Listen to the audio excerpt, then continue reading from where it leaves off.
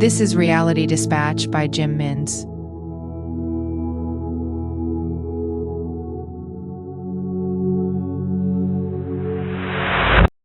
He walked down Martin Place with his phone held in both hands.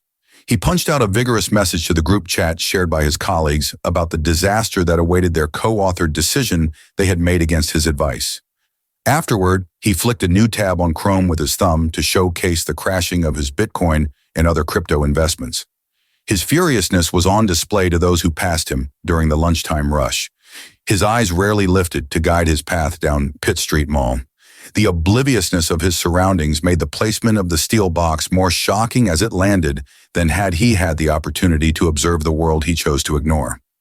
It slammed down with a thud, arriving from the heavens. Although he had been walking at a pace, the steel box hit the ground perfectly around him, placing his body at the center of the structure. His attention was finally drawn. He raised his eyes to the wall-to-wall metal. He glanced down at his phone, whose screen had gone to black. It was dead. He looked around the structure and began to feel it closing in on him as he banged on metal for signs of weakness. It had no fixtures, but the entire box was illuminated like an elevator with LCD lighting beaming down. He didn't know how this was achieved. There appeared to be no areas that could be penetrated. The harder he hit the walls, the louder the echo permeated in his ears. He yelled for assistance and grabbed his ears as his cries bounced around his eardrums.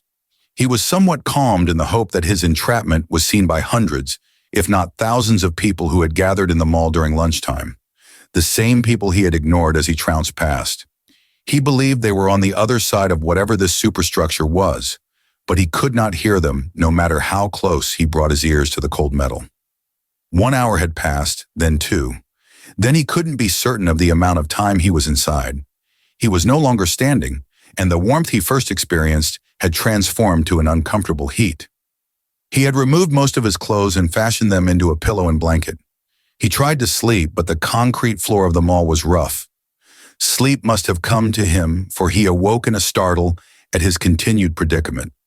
Many more hours passed, and instead of the intense feelings of panic, the man experienced a calmness that had eluded him for every day of his known existence.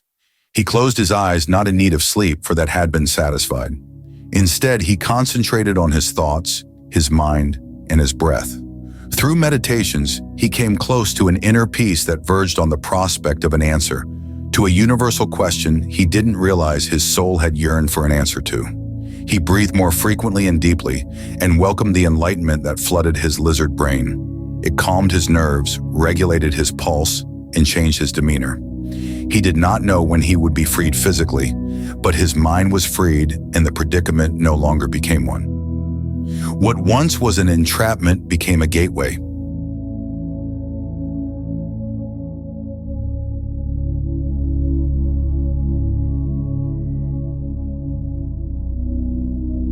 For more stories of fact-based fiction, head to jimminns.substack.com.